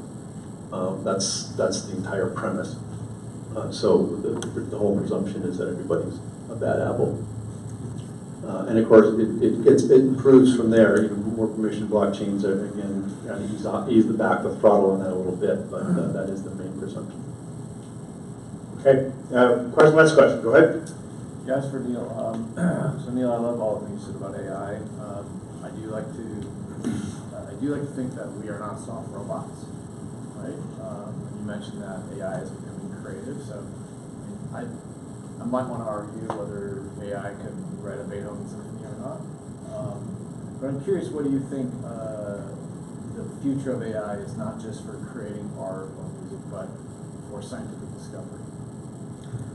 That's a good question. So I shared some fun stuff with you guys, but there is a lot of work being done in scientific discovery with AI. So like cancer research, there's a lot of companies that are actually trying to build their own AI solutions to further cancer research, and even the hope of discovering a cure for cancer. What we've actually seen is that the AI, in a matter of a few months, could do the work where it would take people a few years. I won't kid you though that the kind of level of training and commitment is a massive investment for them, but could have huge, positive benefits. Same thing that NASA is actually now developing its own suite of AI tools to help find alien life. But just so many variables, so many things that go on, and people want to know, are we alone in the universe or are we not? Can we do stuff like that? I think the challenge with some of that is, while we see the impact and realize the potential benefit, it's not as sexy as some of these other things. And for better or worse, as a society, we seem to be kind of shifting towards infotainment. And so a lot of the focus is on infotainment. But I know that all of you are great people and are going to try and do things like for the benefit of humanity, right? But I totally agree with you, and I think, I honestly,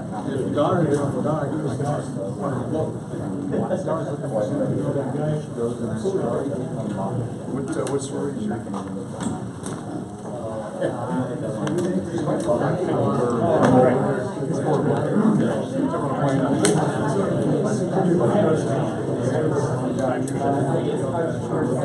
the three verticals that we have sort of targeted today are sort of around retail-centric uses, retail, automotive, and sort of transportation. And obviously medical devices are very complex, they have a tremendous amount of explanation. And it's kind of the same thing as that. So there's critical use cases.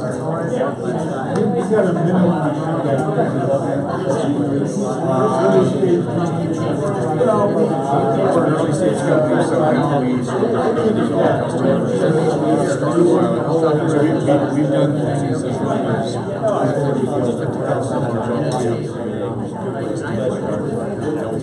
most likely happen is yeah, it's a nice deal, especially when technology costs very low. There's actually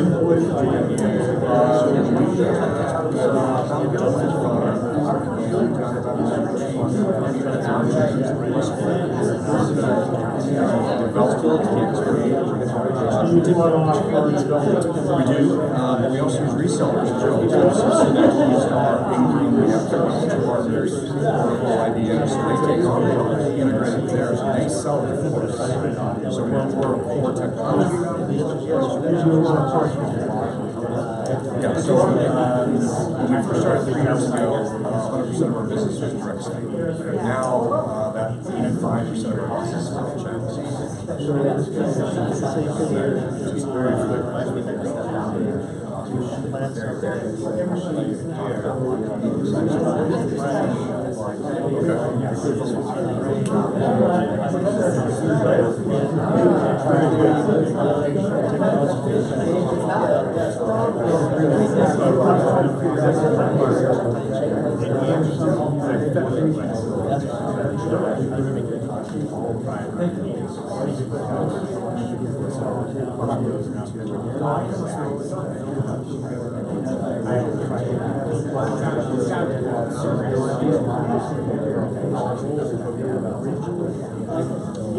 Well, that's the thing, is we have an ecosystem where we have and they're monitoring what's happening in the products. So I know X, Y, and Z in your day, X, Y, Z announcement. Because I can use that to say, you may not see this directly, but you're looking for sitting right behind you. Is this relevant? That's what I can do. This is some of the technology built. I can take a building, turn the building into a dimension they get. So inside of the store, I can take the physical layout of the store and I can overlay the assets, which are not only the shelf alignment and everything else you do, but also the products you're on the shelf. What I've done is taken the information about what you and through AI, goes straight into the so I don't like AR just presents it to me. So I'm proud of AR AI. And AR by itself, what you want, I can explain. That's not pushing this idea of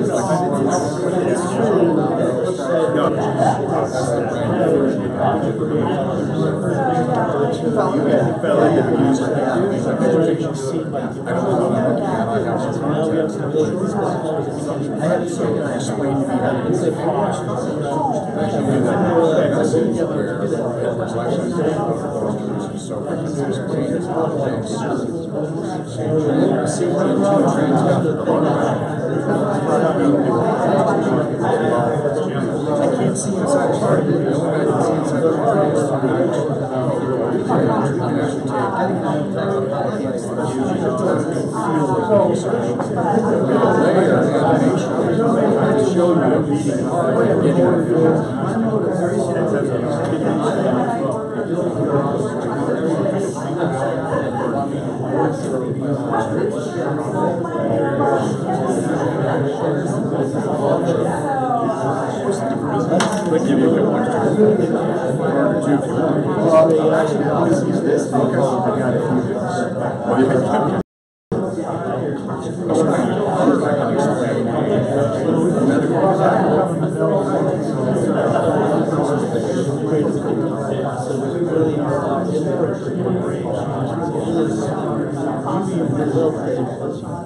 Did I bring my calendar? I don't think I did. You know, you got it in your phone.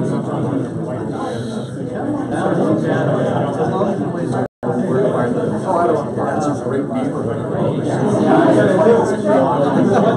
That's good. There's a lot of information that we see. There's a lot of information about us in this way. That's the source of my shoes on that depth.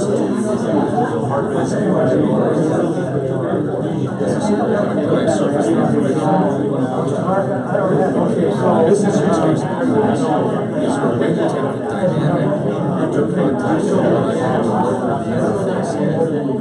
make it easier for people to understand. 206.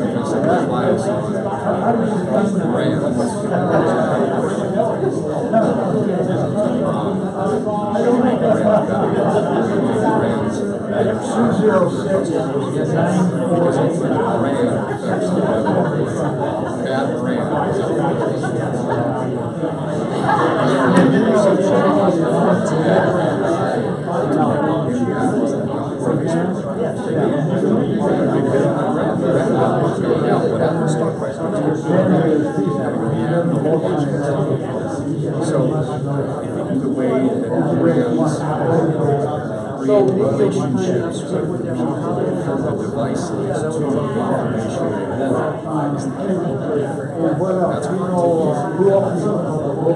what it's in our conversation. It's our assurance.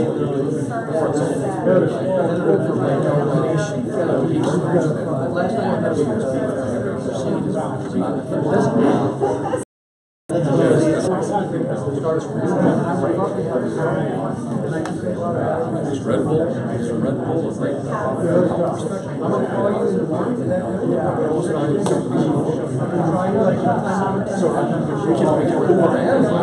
So we can better serve these platforms. The reason why I work with them is because it's easy for me to do business. Whether I give you my credit card or my secretary, he's talking about that's the nobody sitting up here ever go on service. There's a day on engine, they want it out, go.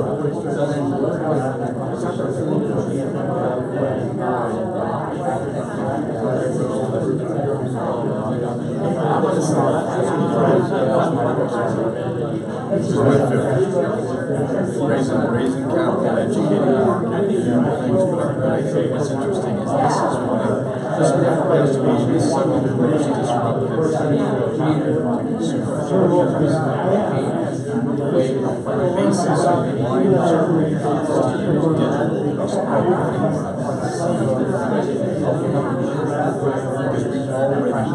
why the difference is I have to interpret what I see in my eyes to my phone to some application or some voice interface that there's a red alert saying, "What's my wife saying? I take your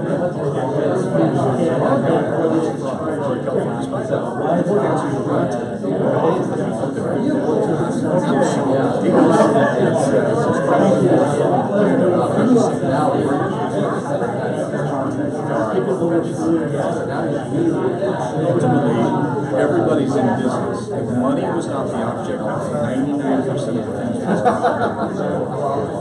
the money I give you, the money you receive, what we do as a society, so we're trying to say, how do we better serve that and then monetize that?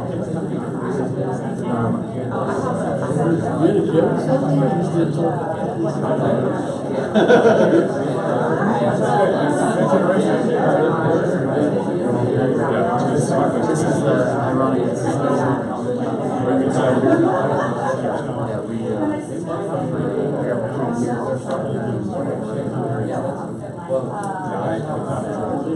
Thanks so much for your conversation.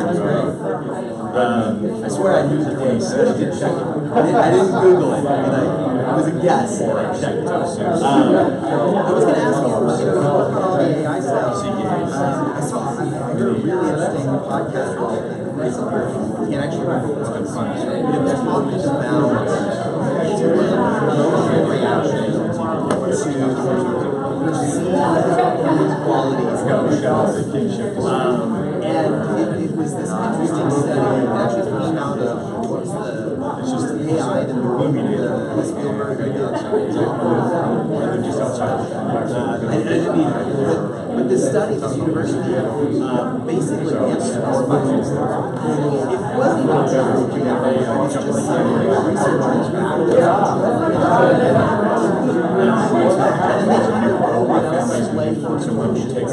and they measured the human interaction, the human response. So they realized that we were supposed to and so the research persons come in and tell the robot to do what the robot says, and the humans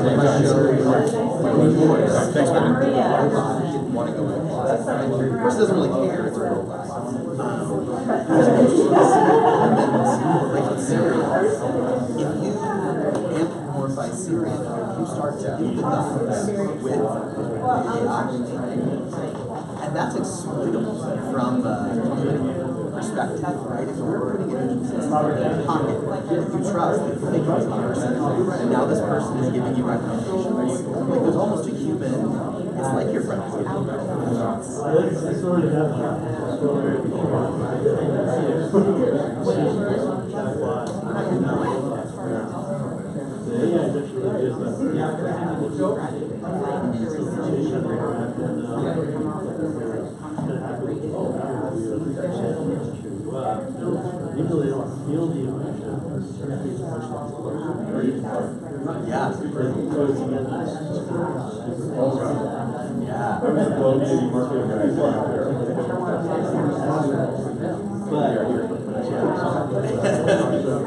Yeah, and I mean, I guess you could analyze that to a salesman.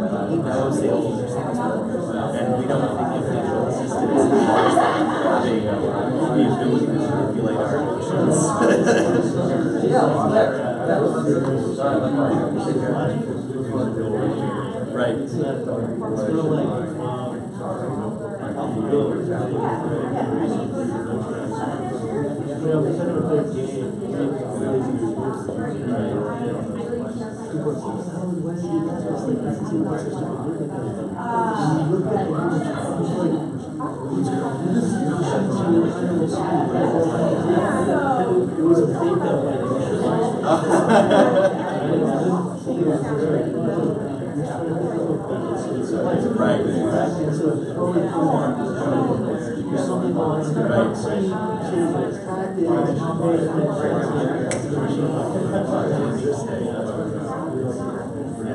I don't know. It's going to be interesting to see how we as a society react to that, whether humans start to realize that they're exploitable in the same way that we realize we're exploitable from salesmen, things like that. We just don't know how it's going to develop. Maybe as much as suggests is that it's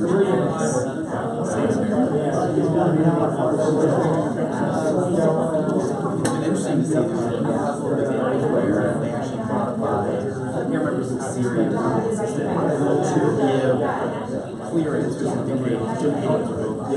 Apparently at one point you ask it, what's your favorite food, and it'll say pizza.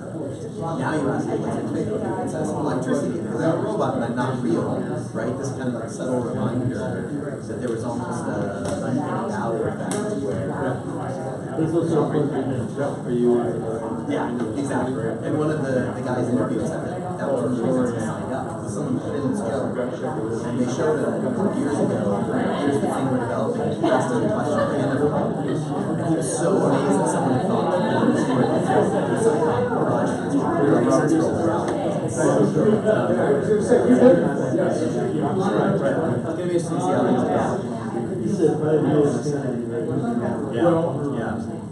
Thank you so much for your talk. Nice to meet you.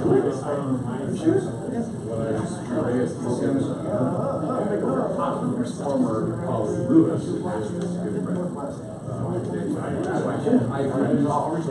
There was a form in ACG or something, a software group that you had no idea.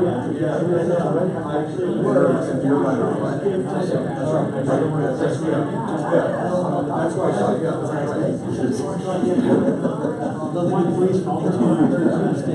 they frown on that stuff. The challenge is to get people to see how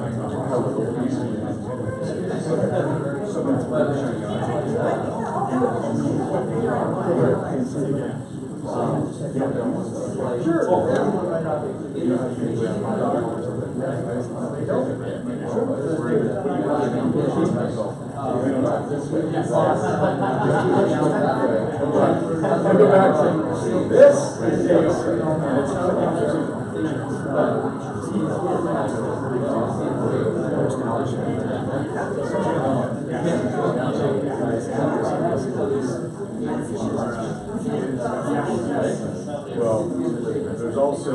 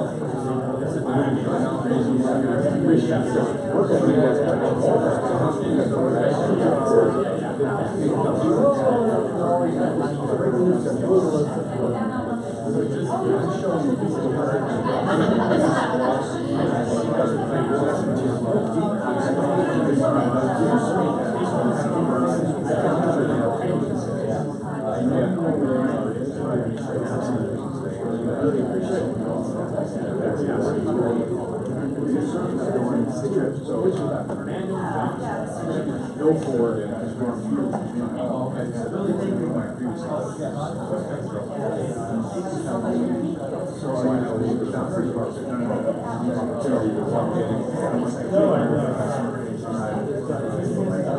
So I went into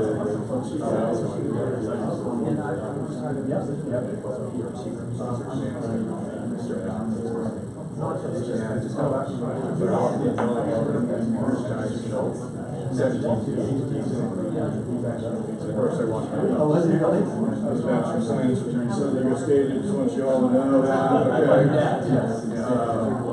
5.5 years. So partying is a fraternity house. Putting aside, I'm not here to tell you what ARP is. Buy a car.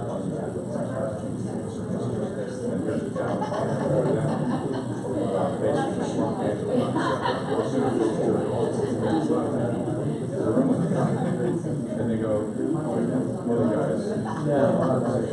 How old is Chief Thomas? That's what we're here to figure out. Is that the sound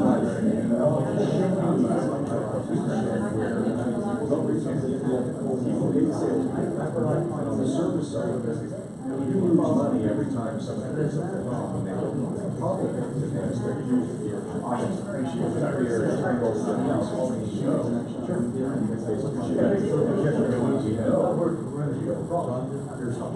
Kurt, we'll talk earlier. Figured I'd get some out. Hi, I'm Maria. There you go. Well, we do a smart city application with Porsche. Whenever you're ready. Are you here or are you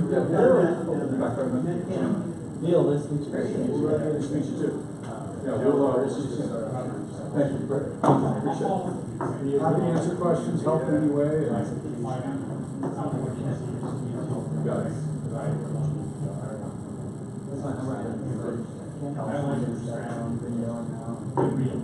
Yeah, we first established great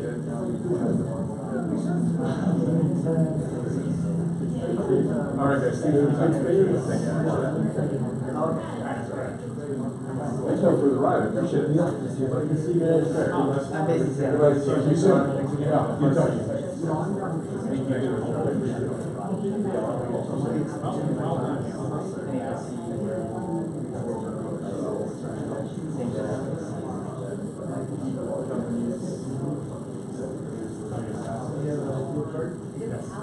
Keep that, maintain that, as well as stay away from the one.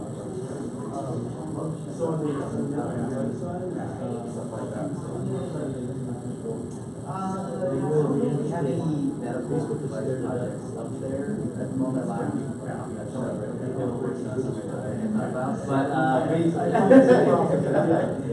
We do have the one thing, we try to get the 510K regulations out because we're required. But we find that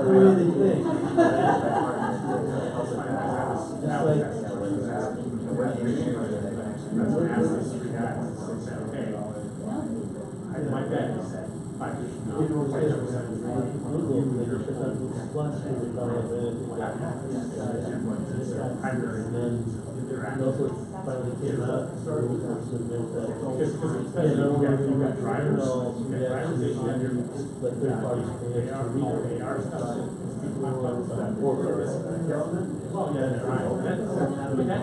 Yeah, no, you do prototype all the way from concept all the way through. Our work typically starts. Your lights are here. When you left the house, back office, San Francisco, San Francisco. Then we just have So you don't have to do this early.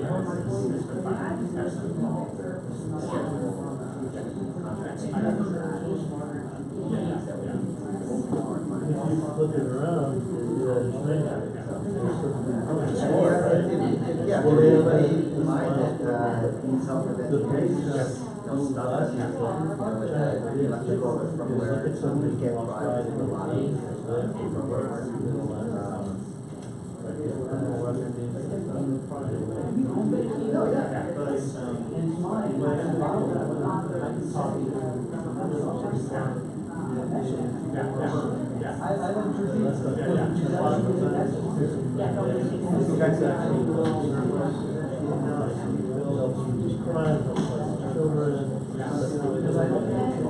yeah, absolutely. We've actually worked with a lot of other.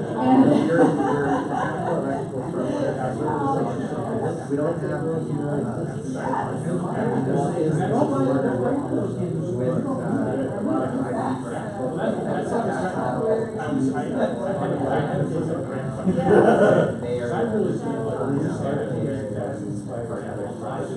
You're right.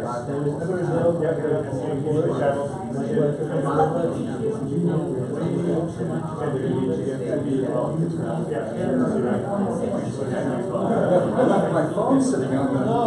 That would be a showstopper, right? There's trust. Yeah. Other than we bought like, trust that we bought 10 things under Amazon account. Let me know when they arrive. When they arrive. Nice guys. Did you ship it here? The good news is you just bought 10 things. The bad news is it's shipped to you. I got a box of chocolates yesterday. You did? At home. No idea. No idea from who. Absolutely. Jason and Nello. And it was from Walmart, and I looked at the packing receipt, it's my name, my address, and then it says ordered by Jason and Nello. And we, that's what it is, and it's a Dove chocolate. Okay. Walmart too, I mean. And Walmart. Which is not. I know. Your boss did, went down the Hill Street. This is Shamrock works on something called Integrity.io.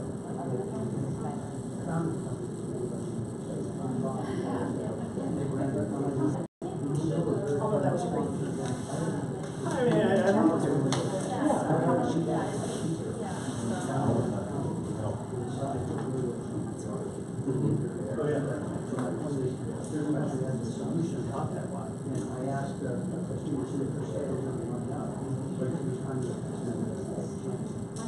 So the technology solution for our security solution for customer data.